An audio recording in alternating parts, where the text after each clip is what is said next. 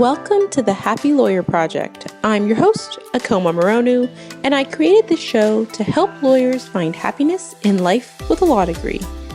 Together with our guests, we provide the knowledge, skills, insight, and inspiration you need to find you're happy. Hello there, lawyers. I am so excited to have you guys back and to give you guys a couple of updates before we dive into the show. So first things first, I wanted to give you an update on the book club for this month. As I had said previously, the book we're reading is Your Money or Your Life by Vicki Robbins. And the plan here is that I want to try something different. So every Monday, I'm going to post a kind of journaling exercise or thought exercise based on the book. And then anybody who wants to do it, you can do it at home. You can participate on Instagram. But then I'm going to have 2 sessions at the end of July where we're going to jump onto Zoom and have a conversation and dive through kind of what came up with for people over the month as they were working through those journal exercises, as they were reading the book, kind of like a book club style. So everyone can bring their glass of wine, we can jump on Zoom. It should be a fun, informal kind of opportunity to talk through our thoughts about money and our lives. So I'm really looking forward to it. If you're not already following me on Instagram and you're interested in getting a little bit more in touch with your money in July, I really look forward to you guys following along, and you can catch all of that on Instagram at The Happy Lawyer Project. So let me dive into my conversation today, and that was with the lovely Shunta Grant. She's a former attorney who now spends her days as the creator and owner of Because of Zoe Designs. She's the host of the Business Life and Joy podcast and a business educator for women entrepreneurs. She focuses on educating business owners on how to maximize their most limited resource, time, and then how to use that time most effectively to grow an impactful business. Whether or not you are an entrepreneur looking to find life on the other side of busy, there's a ton of useful information in this episode about time management, prioritizing, and how to fill your life with more of what brings you joy. So I hope you guys enjoy.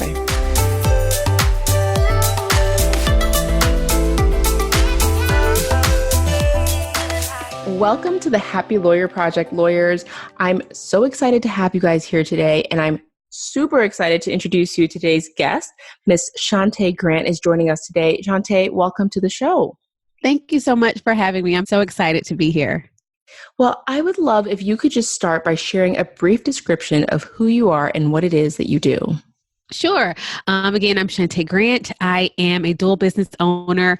I'm the owner of a company called Because of Zoe Designs, where we celebrate the joy of childhood through the handcrafted hair bow. So we're a hair company that sells hair bows in stores and online.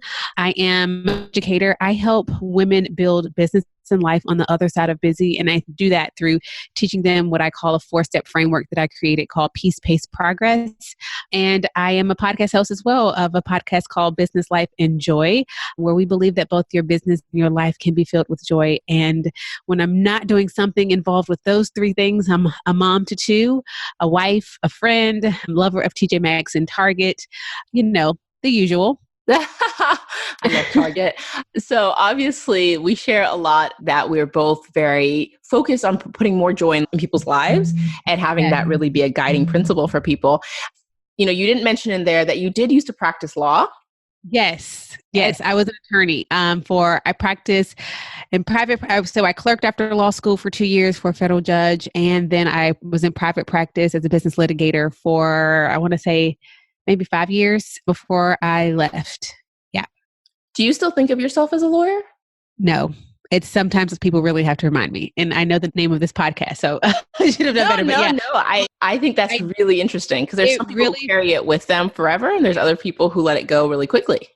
It was a process, but now sometimes I have to be reminded because someone will say something like, oh, well, she's a lawyer, so you should believe what she just said. And I'm like, am I? I guess technically, but it's so funny how that has happened over time. Because initially, like right after I left the practice of law, and I'm sure we'll get into that, I always introduced myself first saying I was a lawyer who then blah, blah, blah. And I think I did some of that to kind of validate like, hey, I'm a smart person. But now I don't need that. I'm a business owner and I'm very proud of the work that I do, even more so than the work that I did when I was an attorney. And so I honestly, sometimes it feels like it was another space and time just because life is so completely different now than it used to be that it feels like that was decades ago, but it really was only, I left in September 2015. So not even 4 years yet. Wow. So that was recent. So let's Yeah. dive into that. Like, let's talk about that transition and kind of how you started Because of Zoe and why you ultimately made the decision to leave law to pursue that. Yeah, so it was not intentional. So just for perspective, a little bit about me. I have been a highly competitive person, loved doing mock trial in high school, never thought about being a lawyer. But then when I actually said, what do I like doing? What do I think I'm good at? Decided to go to law school.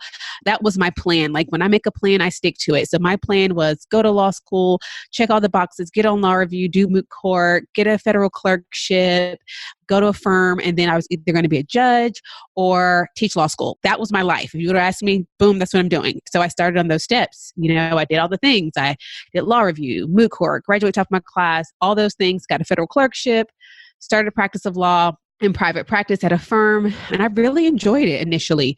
I had my daughter, who was our first child. And after 3 months, went back to work, had a nanny at home. Life is good. Things were good. I was pretty content. And then as time grew, for those of you who are listening who are in the private practice, maybe you can relate, but the higher you go up and the more you're there, you're asked to be there before for meetings. You're then happy hours because then there's an expectation to bring in clients. And my relationship with my boss changed. He became a micromanager. And things just started to really go south. And I just didn't love it like I used to. And the things that I did love were being in court, like any excuse to get to court, I was going to be there. And I loved when I got to actually interact with clients and actually maybe even go to their office and do a training or teach or help them.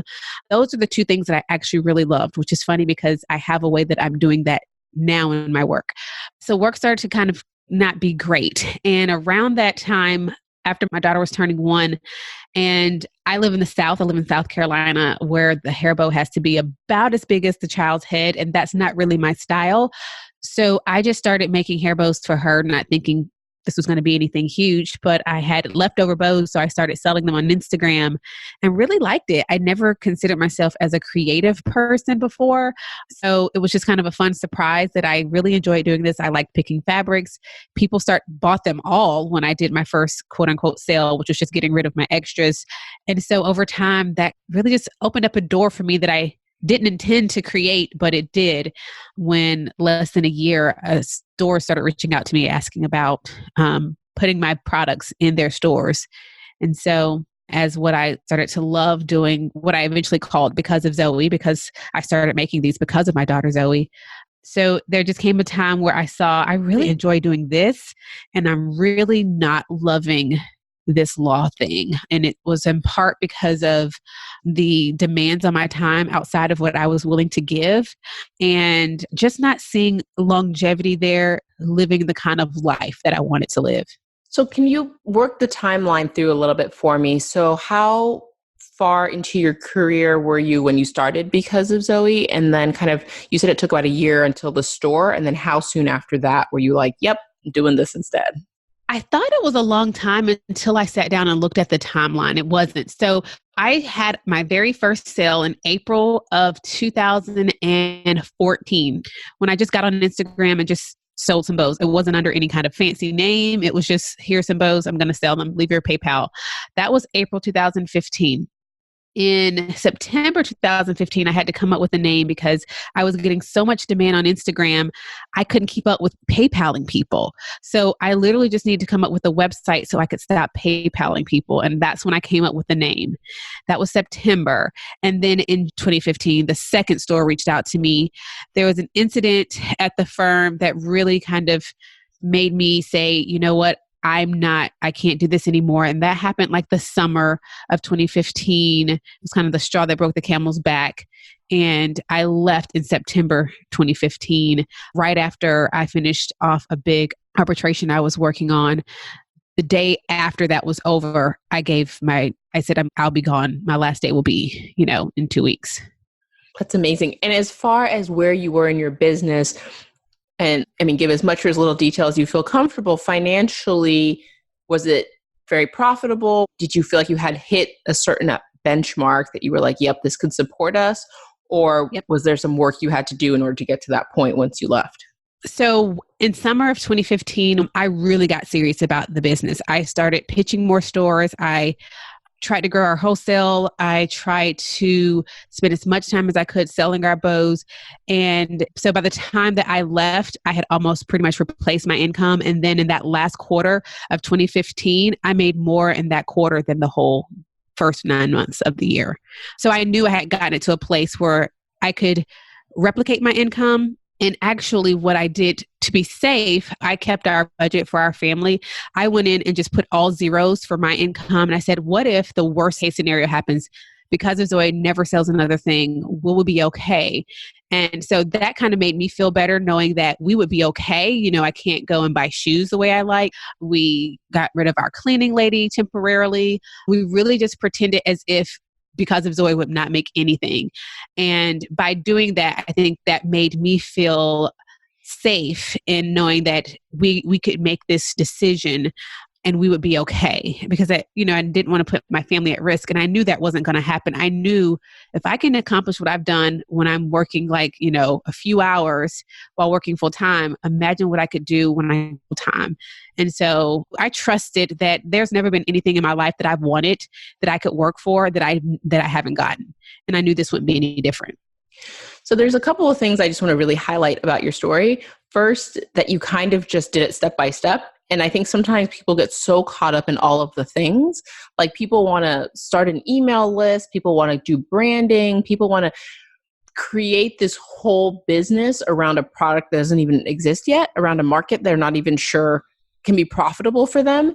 And they get so caught up in all this technology and all this like glitz and glamour that they never get the product out there.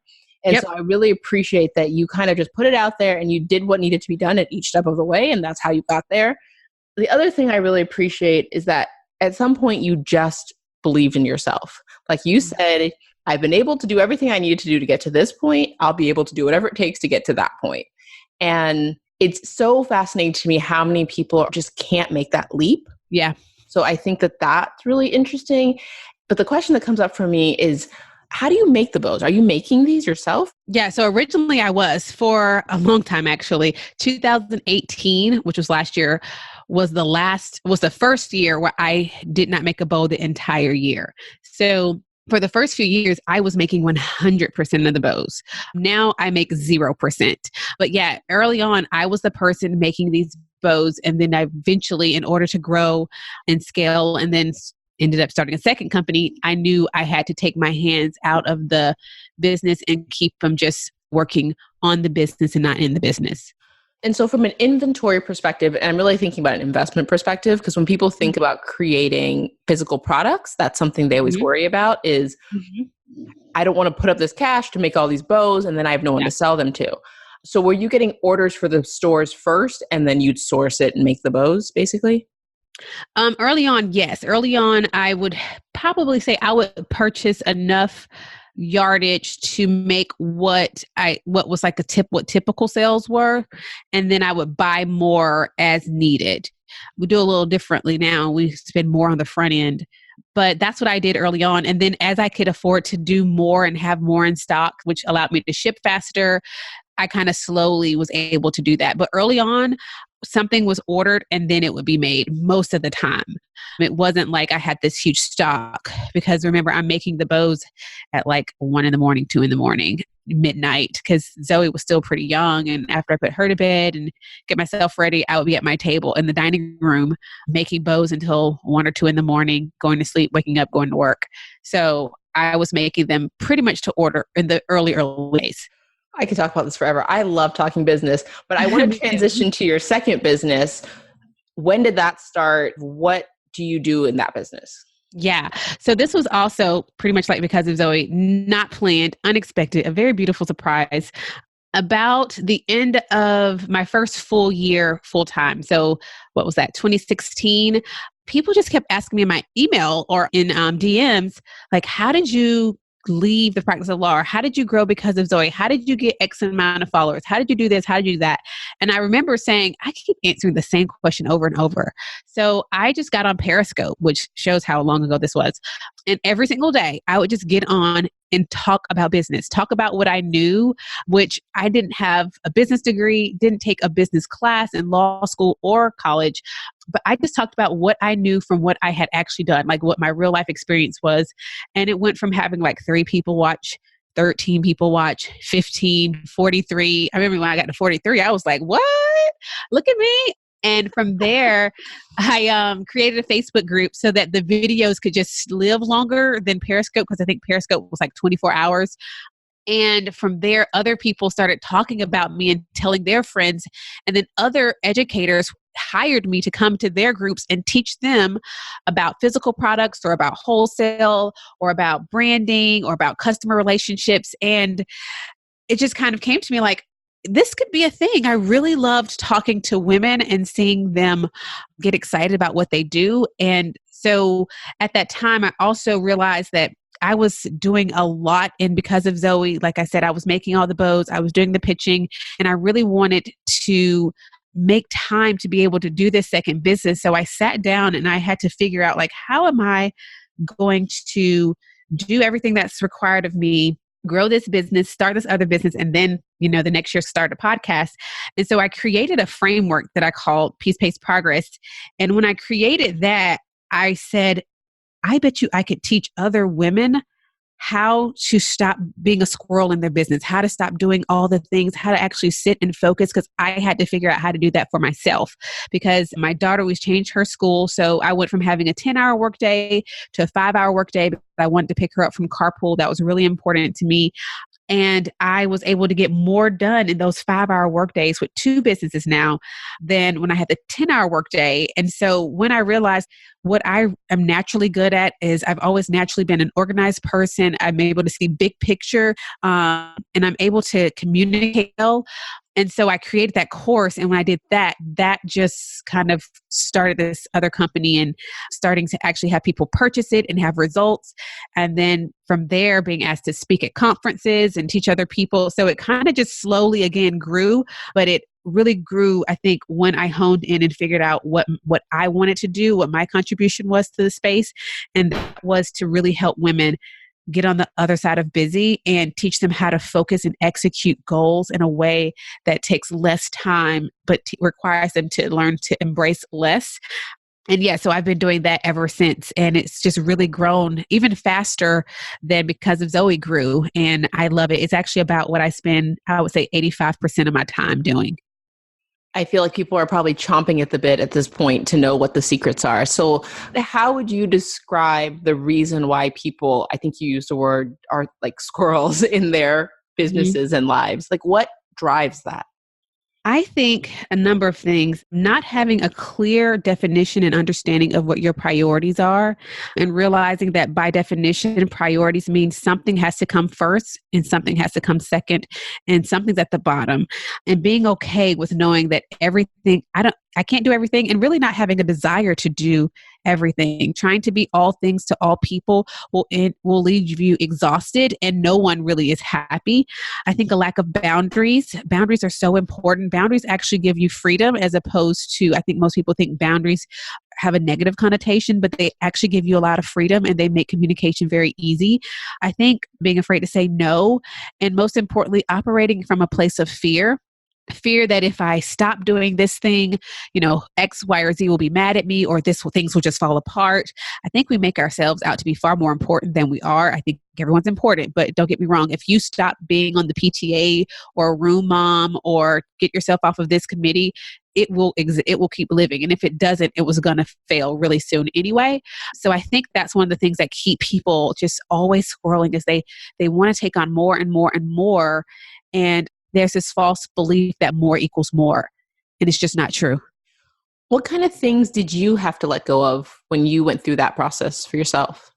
I had to let go a lot. So, Because of Zoe, we at some point, somehow, I got us to the place where we were making like 10 different products, not just the hair bows. We had picked up t-shirts, suspenders, bow ties, blankets, loveys, leather headbands, knit headbands, scarves. And I literally remember one day saying, this is not fun. Like I would see orders come in for certain things and I dread having to make it. And it was all because a customer said, this would be cute if you had this, and this would be cute. I wish you had this. And I'm like, okay. Again, trying to be all things to all people. And I had to sit down and say, okay, what do I really want to be known for? What do I want Because of Zoe to be known for? I want us to be known for the handcrafted hair bow. So I remember the day I went in and just start throwing things in garbage bags, saying, I'm not making this anymore. Took it off. So I physically had to let go of physical products. I also had to let go of trying to do everything all the time. I was working from a place of just waking up and doing to-dos as opposed to waking up and operating, being motivated only by one singular, well-defined goal. It was get up, pitch, okay, make orders, make sure I'm marketing. Am I, learning about this? Do I need to take a course on this? Do I need to research this? And it was just waking up and just going until it was time to stop, go to sleep, and do it again the next day. So I had to let go of the mindset that I couldn't let certain things go. That was really helpful. In 2018, I actually completely let go of our wholesale because I was having my son. So I was going to have a second child and I wanted a maternity leave. And so I completely stopped our wholesale. We didn't pitch to any stores. And not only did we survive, but we did great. And so even the lesson there in that a lot of things that people are afraid to let go, you think are so important. If you let them go, a lot of times you realize, one, it wasn't as important as you thought. And two, you may just do better without it. And three, even if you decide to bring it back, you're going to come from a different space of understanding that it's not as important as you made it out to be. So those are just some of the things that I had to let go of in order to really see the progress that I wanted to make and to really get the most out of my time. Before we talk about your framework, which I do want to touch on, can you talk to me about the Post-its on the wall in your office? Which Post-its? On my calendar or the names? You have like a square on the wall behind you of Post-its. Okay, yes, I do. So on that wall are the names of my students for 2019. And I do that because I want my students to know at the heart of everything that I see them, I acknowledge them, and I'm here for them. And so one of the ways I do that is I literally have their names on the wall. So I see them. I see you every day on my wall. I see your name. I think of you. I know who you are. I know what matters to you. I know what your business is. I'm invested in you just like you invested in me. And so I keep them there for that reason. And I also like to celebrate them. Like as they enroll, there's like a whole, hey, on its stories, like here's your name going up on the wall.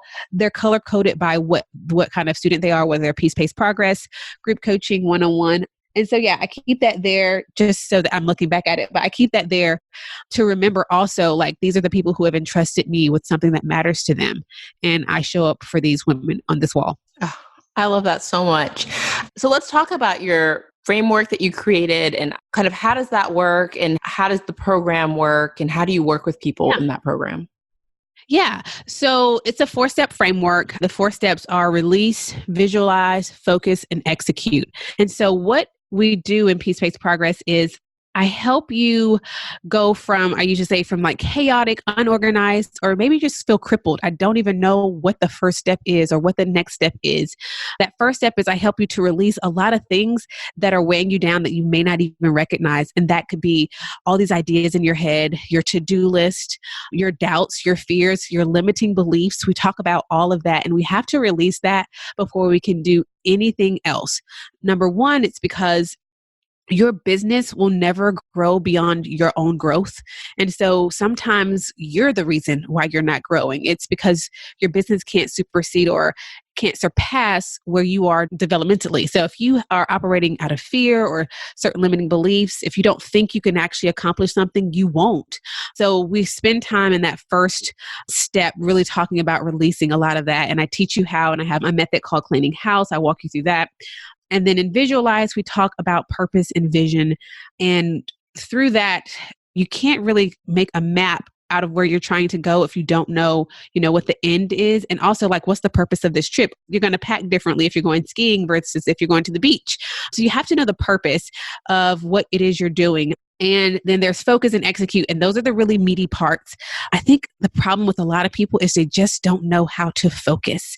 They think they can teach themselves. And if it's not a part of like, it's naturally who I am to be kind of organized and to see big picture.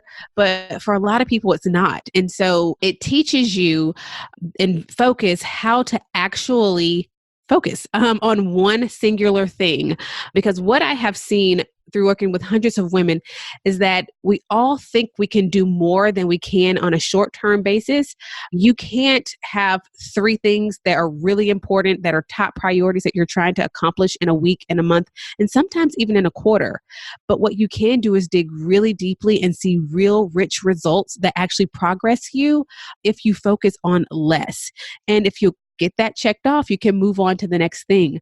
And so through the system of focus and execute, I teach you how to go from like a plan, idea, to actually how to see that thing come to pass.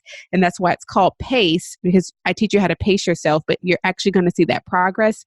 And it brings about a peace. Like that's really what a lot of students come back and say. They're just like, there's a change in me, like in my life, my people around me, my spouse, my children notice a difference in me after I've gone through this, because now I don't feel like I have to take everything on. I know what matters most, and I know how to put parameters in place. So there's a way to put parameters in place so that you don't fall back into those bad habits of taking more on, trying to do all the things and not valuing your work and yourself.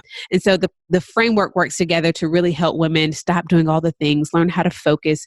We have a monthly call where I actually can walk you through how you're applying Peace Pace Progress to your business. It comes with a community of other women who've walked through it and who are currently walking through it, a workbook. But essentially learning that framework is something that you will continue to go back to. It's not a one and done type course where you learn something and you never come back and look. It's a process that you have to kind of keep working and working and working so that you don't go back and get on the busy wheel. It's a fantastic framework. I think it's so simple, and it's not just for business owners. I feel like it's a framework you could use for life. So many of us have limiting beliefs that we need to let go of, and this need to kind of prioritize, focus. It's, I feel like, a core building block for like achieving any sort of goal in any aspect of your life. And I think the question that comes up for me immediately, there's two that come up immediately. One is the letting go, which I think people must really struggle with. Yes.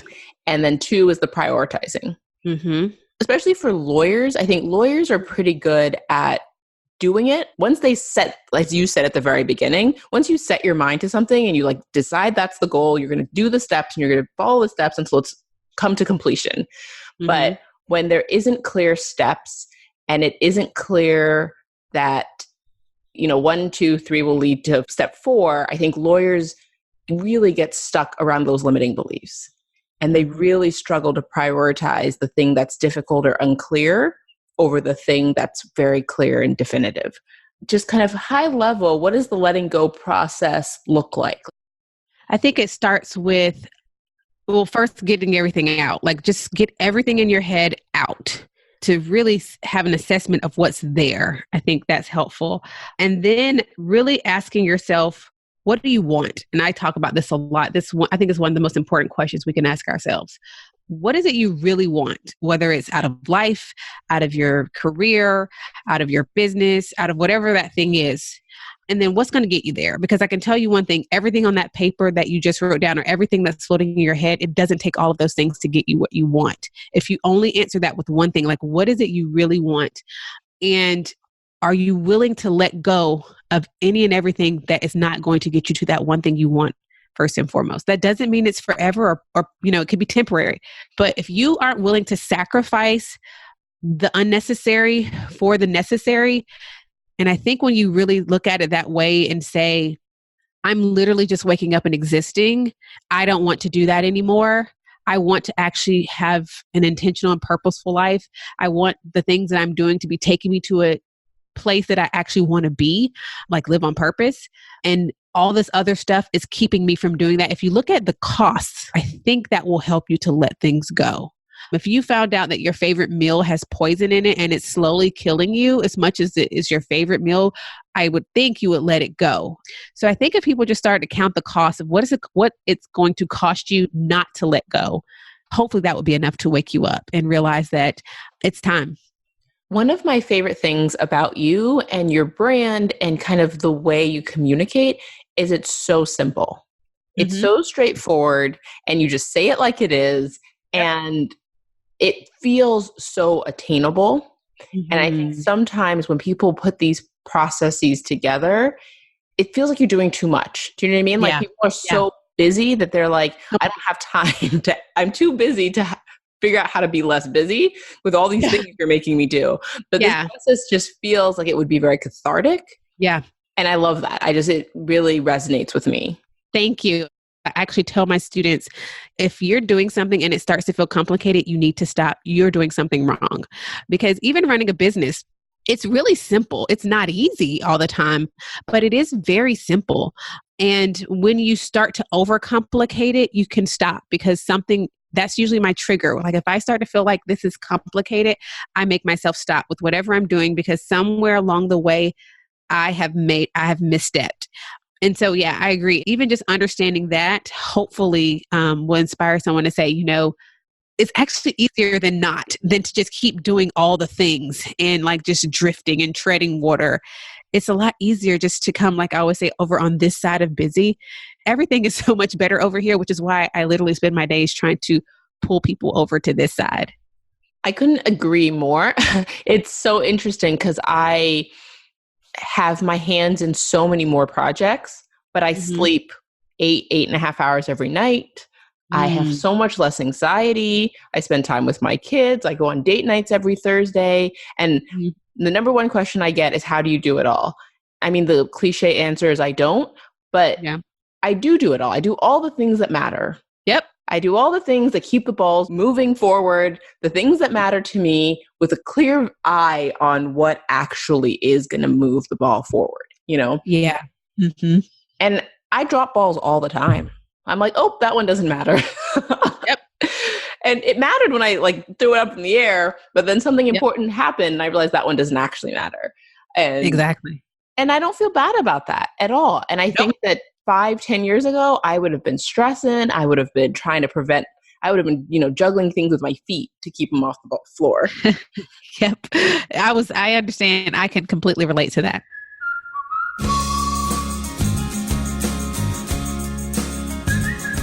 Okay, so I am going to transition us to the second segment of the show, which is called the Happiness Hot Seat. And this is just a round of quick fire questions that I ask every guest because they're questions I always want to know and I want to make sure I get them in every time. Okay, yeah. So here we go. Number 1, what is your process for making tough decisions? I look at my core values and my priorities, and that usually gives me an answer. I look at what matters to me and is this going to get me to where I'm trying to go? Like I know where I want to go in life. I know where I want to go in my business. I know where I want to go in my friendships and my relationships. And so if that is something that is going to get me there closer without costing something that matters more, it's a yes. If not, it's a no. And I say way more no's than yeses. So it makes it really easy actually to make those hard decisions when you already have the parameters in place. I love this so much. I also am driven by my core values. How did you come up with yours? I kind of looked over my life. So I have core values for me, like Shunta Grant, as a human, not as a mom, not as a wife, not as a daughter, just who I am as a human. And then I have core values for my actual company, which makes it really easy to make company decisions, makes it easy for hiring and firing. And so for the core values for me, I just thought about what are the things that really make me who I am, that really matter to me and will always matter to me, like integrity. I cannot deal with lies, deceit, mistrust. Nope. Integrity, sisterhood, something about just working with women and girls just really, really, really matters to me. Joy. You can hear it, it's the name of my podcast. It's like really matters to me. So like when I think about the things that make me, not me again as any other role that I play, but just me, those are some of the things that really kind of came out. And so that's how I kind of came up with my core values for myself and similar for my company as well. Number 2, what do you do to prioritize your own happiness? I make myself a priority. And that might mean book a hotel and say, well, I'll see y'all tomorrow. I'm going to have a quiet night. That might be going and walking through Target, listening to a podcast. That might be waking up 2 hours, 3 hours, 4 hours before everybody else and having quiet time. But I just make sure whatever it is I need, that might be telling my friend, hey, let's get out tonight and go out for cheesecake. I just need to get out and laugh or tell you something or talk to somebody, or saying, hey, husband, we need to hire a babysitter. I need to go and talk to you about something, or let's just go out. It's whatever I think I need, making sure that I communicate that to the people that matter so that I can always make sure I have what I need, because I can't pour from an empty cup. So I just like to always make sure I'm doing the things that fill my cup. Amen. Number 3, can you describe a mindset shift that changed your life? Oh, so many. There's so many. But one I think that really stands out for me is owning who I am and understanding that someone else's perception of me or my decisions and choices has 100% to do with them. Because whether you praise or criticize me, it doesn't change who I am. And I say that with the good and the bad. So your praise won't make me prideful. It won't puff me up, but your criticism is definitely not going to bring me down. And knowing that what makes me who I am has nothing to do with another human really was important. Knowing that I'm aware of what my shortcomings are and I'm working on those, being self-aware means that you can't make me feel guilt or shame about things I'm working on. And just really owning that and walking in that, it's so freeing. It just changes everything. And yeah, I just wish that for everybody. It really is a game changer. That's such a good one. And I share this story on the podcast all the time. But the first time I had that mindset shift myself was when I got negative feedback on something I had written as a junior associate. And then I got positive feedback for the same thing from somebody else, both partners. And that's when it first hit me. What people think, like, I thought it was good, right? I thought there were things that could have been better. I did rush at the end, but I generally thought it was good. And I let the person's criticism knock me down. And then I let the person's praise lift me back up. But in my heart, I already knew how I felt about it. And I realized that like how they felt about it didn't change the quality of the actual product. Exactly. And you, like you said, you already knew, and it's so subjective. Like, that's why I don't deal with perfection, because, I could think I'm putting something out that's perfect and 20 people can find holes. I could put something out there that I think is awful and 20 people say this was great. And so I think when you're dealing with the opinions and thoughts, I'm going to deal with mine, because those are the ones that are always going to be with me. And I think that really does go back to your value of integrity, right? If you're doing things in integrity, then it doesn't matter what people think of it. Number 4, can you name a book that has inspired you on your journey? Oh, Essentialism. It's one of the best books I've ever read. I read it was it last year? It was last year or the year before. And I read it twice. And it was one of those books where I waited for it to go on sale on Amazon like one day and ordered a ton and sent them to people. Such a good book. Highly recommend it. Fantastic. That book is said a lot on this podcast. So good. Yeah. Number 5, what do you think separates happy lawyers from those lawyers who struggle to find happiness in life with a law degree? That's a good question. Even if you're not a lawyer, I think the same thing that separates us is people who are full of joy and positive and happy. They see the big picture and they're spending their days moving toward the place they want to be, the person they want to be, even if they're temporarily at a place they don't want to be. It's for a purpose, it's for a reason, and they understand that and they can move in that place. So it goes back again to knowing, what do you want? And if you don't want to be in that place where you are, then you have to figure out, how am I going to change that?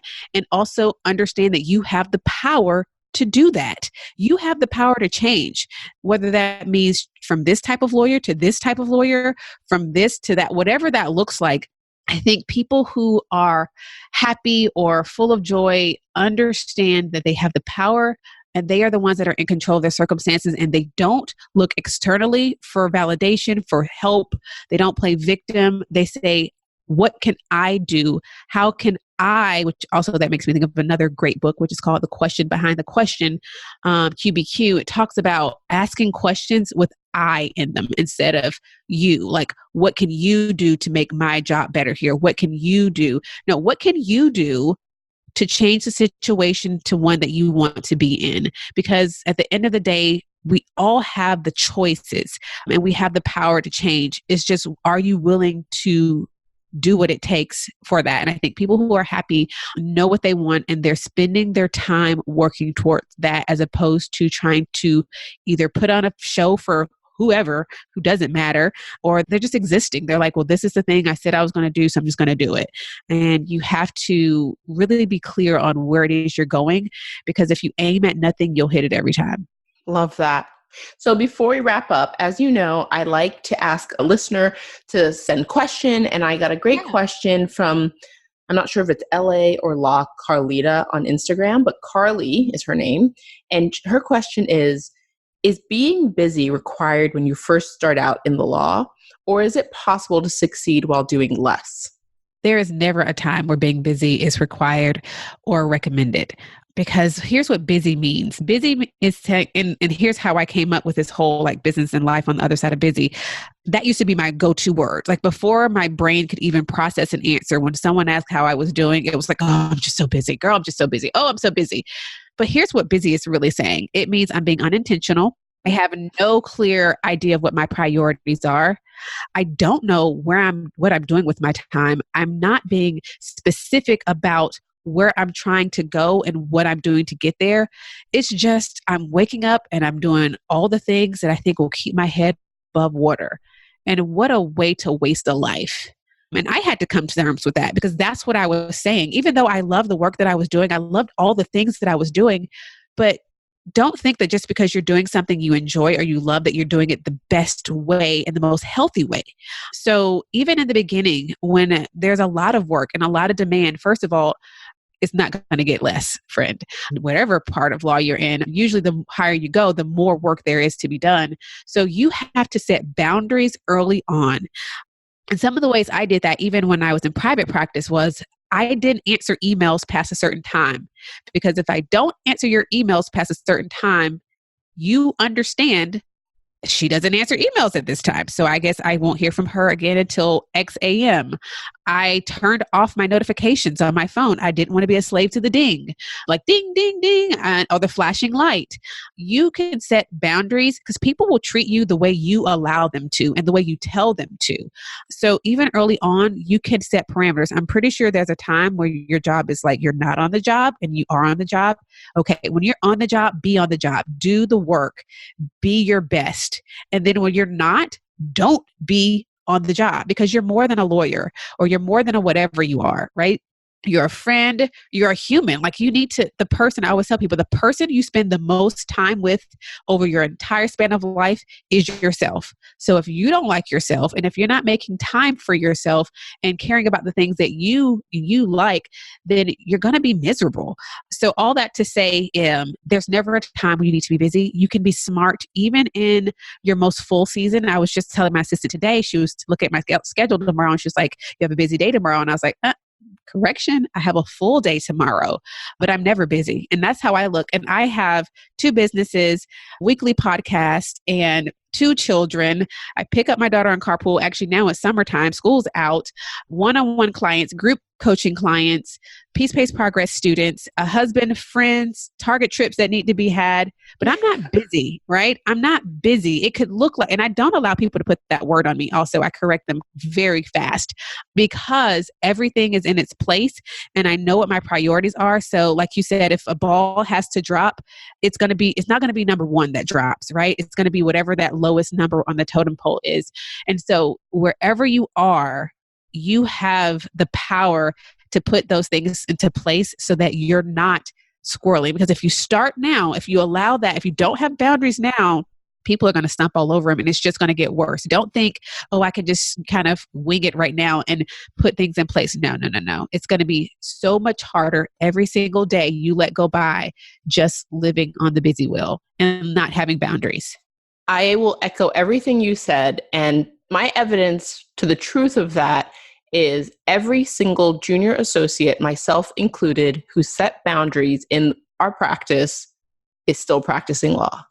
The people who burned out and left the practice and said it was taking too much of their lives are the people who thought that the partners or the firm or the clients were going to do it for them. Yep. I have one friend who, clearly I have a lot of friends who are lawyers, but I have one friend who's in a firm who's actually happy. Just one though. And I was going to say, that is the thing. She had a sit down with her boss and made it very clear, I'm going to come in early because I need to leave early in order to beat this Atlanta traffic to get to my son's school every day. Now, yes, she works, after bedtime, but she has a very great relationship with her boss, and she set those boundaries early on before she said yes.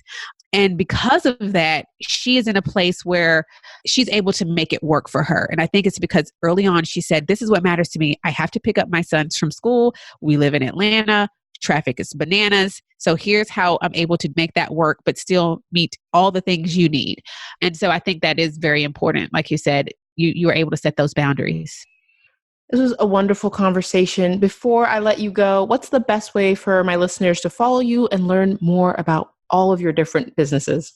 Well, on Instagram, I'm at Shunta Grant. I'm there every day in the stories. I love Insta stories. So that's probably the best way to come and get to know me even better. And that's SHUNTAGRANT. Also, I have something for your listeners. I have a workshop called Spring Forward Workshop, and I actually have lawyers who've taken this. I mean, it's not just for business owners. It's really for anyone who wants to learn how to maximize your time. It was just a workshop I put together to help people maximize their time. And you can sign up at springforwardworkshop.com. And if you use code HAPPY, I have a great deal for you guys. And then for anyone who's interested in learning more about peace-paced progress, there's a training on that where I teach you what those frameworks are in a little more detail than I talked about here. And that's at shuntagrant.com/training. Amazing. Thank you so much. I will have links to all of that at the website at thehappylawyerproject.com. So you guys can head over there if you are out on a run or on your commute. And thank you so much, Shunta, for being on today. Yes. Thank you so much again for having me. I love the work that you do. When I first saw the title of that, I kind of backtracked because I was like, happy lawyer, let me read this.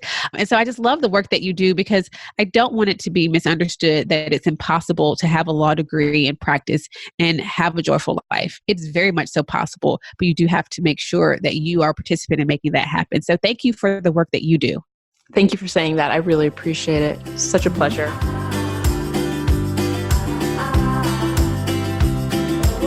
Thanks so much for listening. And if you got value out of this episode and you think there's someone else who might enjoy it, I'd love for you guys to share.